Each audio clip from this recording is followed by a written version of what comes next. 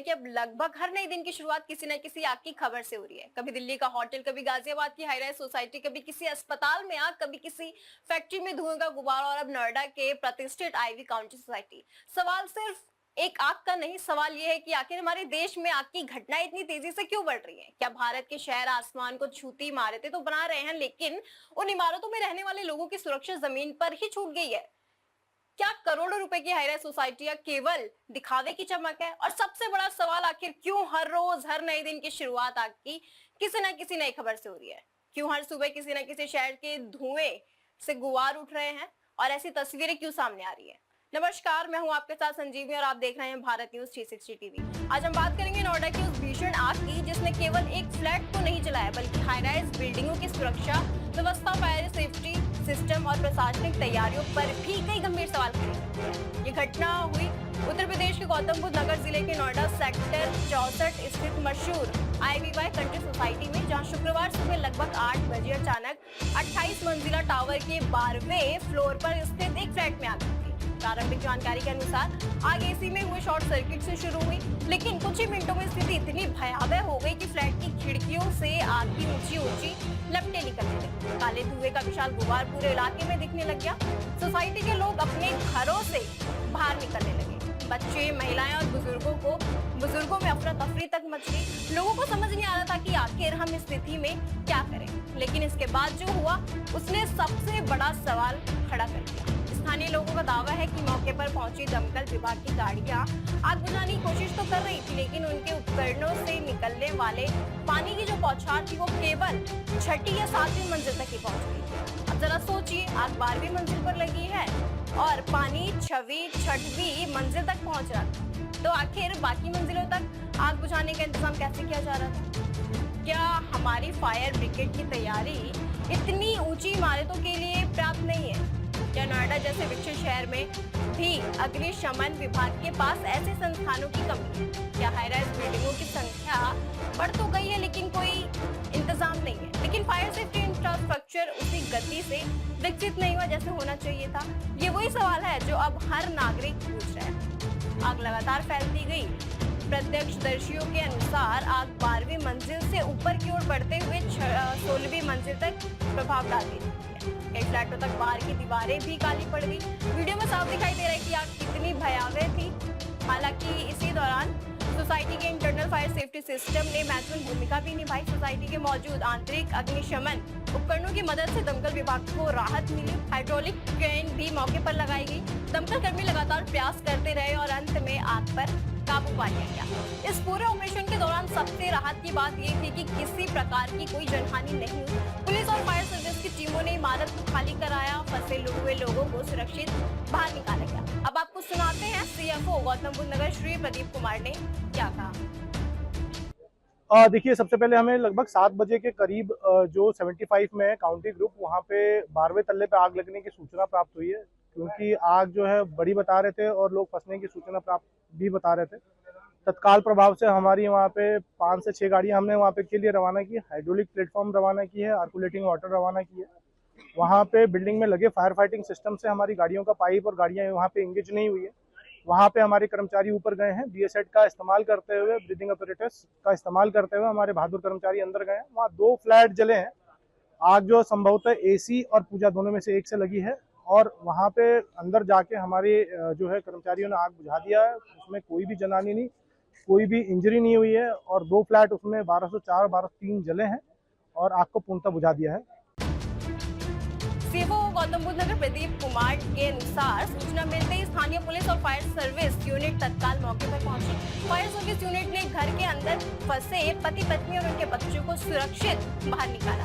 कुछ 6 दमकल गाड़ियों की सहायता से आग को पूरी तरह सुलझा दिया गया। और सबसे महत्वपूर्ण बात, इस पूरी घटना में कोई जनहानि नहीं हुई। लेकिन सवाल अब भी कायम है, क्या ये केवल किस्मत थी या वास्तव में हमारी सुरक्षा व्यवस्था इतनी मजबूत है? क्योंकि अगर आग कुछ ही मिनटों तक फैलती है और अगर हवा का रुख अलग होता, अगर लोग समय रहते बाहर नहीं निकल पाते, तो तस्वीर कितनी भयावह हो सकती थी। घटना के बाद उत्तर प्रदेश के मुख्यमंत्री योगी आदित्यनाथ ने भी मामले पर संज्ञान लिया। मुख्यमंत्री ने अधिकारियों को तत्काल मौके पर पहुंचकर राहत एवं बचाव कार्यों की निगरानी करने के निर्देश दिए। घायलों को बेहतर चिकित्सा सुविधा उपलब्ध कराने और प्रभावित परिवारों को हर संभव सहायता करने और राहत कार्यों की लगातार मॉनिटरिंग सुनिश्चित करने के आदेश दिए। लेकिन इस घटना के बाद केवल प्रशासन ही नहीं, विशेष पर भी सवाल उठ रहे हैं। डीडी RWF फेडरेशन के वरिष्ठ उपाध्यक्ष संजीव कुमार ने साफ कहा कि हाई राइज इमारतों में आग जैसी आपात स्थितियों में निपटने के लिए अधिक आधुनिक उपकरणों और उच्च क्षमता वाले संस्थानों की आवश्यकता है। उनका कहना है कि यदि आग और ज्यादा फैलती तो हालात कई ज्यादा गंभीर हो सकते थे।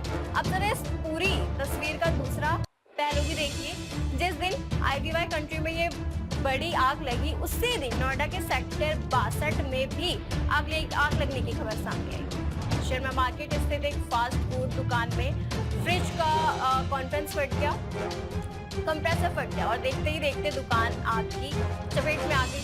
जिस इमारत में आग लगी थी उसके नीचे दुकानें तो थी और ऊपर पीछे संचालित हो रहा था। लोगों में अफरा तफरी मच गई।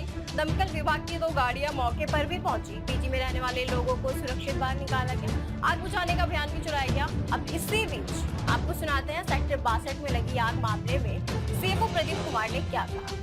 में हम जब 75 की आग बुझा रहे थे, उसी समय करीब 7:45 बजे हमें सूचना प्राप्त हुई कि सेक्टर 52 में एक रेस्टोरेंट में आग लगी और कुछ लोग फंसने की भी सूचना प्राप्त हुई है। वहां से हमने तत्काल गाड़ियां एंगेज नहीं थी, यहाँ पे हमने रवाना की है। यहाँ पे हम आके हमारे 3 टीमें बनाई है, एक फायर के लिए आग बुझाने के लिए, एक हमारी रेस्क्यू के लिए और एक सर्च के लिए। हमारे अलग अलग ऑफिसरों के उसमें आग बुझाने के लिए भी हमने टीमें बनाई है। हमारे बहादुर कर्मचारी BS सेट पहन के मॉडर्न इक्विपमेंट जैसे thermal imaging camera, triple layer suits और आर्कुलेटिंग वाटर टावर जो हमें प्राप्त हुए हैं, उसका इस्तेमाल करते हुए हमने आग को बुझा दिया है। सर्च की बात करें तो ऊपर हमारे जो सर्च कर रहे थे, अलग अलग कमरों में जा जाके सर्च किया है। रेस्क्यू की बात करें तो 15 लोगों की हमने जो है रेस्क्यू किया है। इसमें 15 से लोगों को रिस्पांस टाइम इतना फास्ट था कि अगर थोड़ा डिले होता तो संभवतः नुकसान हो सकता था। इसमें हम लोग को गाड़ियां पहुंचने के लिए ट्रैफिक से रास्ता दिया गया है, एम्बुलेंसेस आई हैं, सब एकरूपता से हमने काम यहाँ पे किया है और जो इसकी मदद से ही हमने जो है आग को पूर्णतः बुझा दिया। इसमें भी कोई इंजरी नहीं है, कोई भी जनहानि नहीं है। 15 लोगों को सुरक्षित बाहर निकाला। अब सवाल ये है, क्या ये केवल संयोग है या हम ऐसे दौर में पहुंच चुके हैं जहां छोटी सी तकनीकी खराबी भी किसी बड़ी आपदा में बदल सकती है। इसी में शॉर्ट सर्किट, फ्रिज का कंप्रेसर फटना, ओवरलोड वाइबिंग और खराब रखरखाव, पुरानी इलेक्ट्रॉनिक्स लाइनें, क्या ये सब हमारे शहरों में एक साइलेंट खतरा बन चुके हैं? और सबसे बड़ा सवाल, आखिर क्यों हर नए दिन की शुरुआत आग की खबरों से हो रही है? क्योंकि कभी दिल्ली, नोएडा, गाजियाबाद और गुरुग्राम, हर जगह आग की घटनाएं क्यों बढ़ती दिखाई दे रही है? क्या हम सुरक्षा मानकों को गंभीरता से नहीं लेते? क्या फायर ऑडिट केवल कागजों तक सीमित रह गया है? क्या हाईराइज सोसाइटी में नियमित सुरक्षा जांच नहीं हो रही? क्या निवासियों को आपातकालीन परिस्थितियों में निपटने का प्रशिक्षण दिया जाता है? और क्या हमारी फायर ब्रिगेड को उन संस्थानों से लैस किया गया जिनकी जरूरत 25, 30 या 40 मंजिला इमारतों में आग बुझाने के लिए होती है? नोएडा की IVY कंट्री आग की घटना केवल एक हादसा नहीं बल्कि एक चेतावनी है, एक ऐसा अलार्म जो बता रहा है कि अगर हमने समय रहते फायर सेफ्टी, इलेक्ट्रिकल सुरक्षा और आपदा प्रबंधन पर गंभीरता से काम नहीं किया गया तो अगली बार शायद इतना सौभाग्यशाली अंक देखने को ना मिले।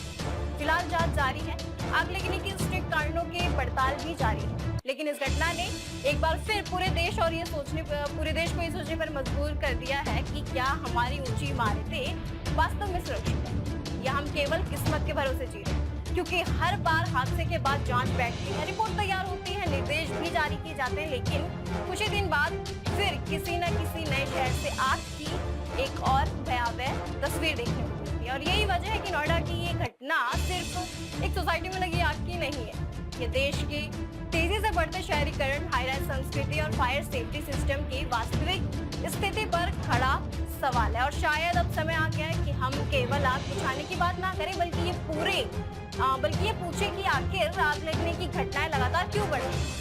आग बुझ चुकी है, धुआं भी छट जाएगा, दीवारें दोबारा रंग दी जाएंगी, लेकिन जो सवाल इस हादसे ने खड़े किए उन्हें नजरअंदाज करना शायद अगली बड़ी त्रासदी को न्योता देना जैसा होगा। इस खास रिपोर्ट में इतना ही। आगे की तमाम जानकारी के लिए आप बने रहिए भारत न्यूज 360 टीवी के साथ।